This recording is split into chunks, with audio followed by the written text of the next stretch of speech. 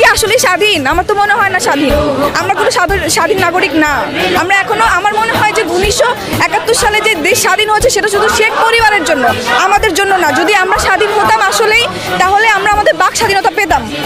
আমাদের কথা বলতে গেলে ভয় পেতে হয়, আমাদের নিজেদের ন্যায্য দাবি আদায় করতে গেলে ভয় পেতে হয়, এভাবে গণহত্যা হতে হয়, আমাদের সবাইকে মরতে হয়, রাস্তাঘাটে আমাদের ভাই বোনদের মরতে হয়। দেশ তাহলে কোথায় স্বাধীন? স্বাধীন শব্দটাই উচ্চারণ করা যাবে না। আমরা এখনো স্বাধীন না। স্বাধীনতা এখন হবে যদি এই সরকার পদত্যাগ হয়। তাহলে এই বিচার আসলে, সঠিক বিচার চাইবো আল্লাহর কাছে, আর কারো কাছে না। বিচার আসলে কেউ, এই সরকার কখনোই করতে পারবে না, আর হবেও না সঠিক বিচার। তাই আমি চাই যে সরকার পদত্যাগ করুন। বললাম তো আমি আমার দেশে স্বাধীনই না, নিরাপদ থেকে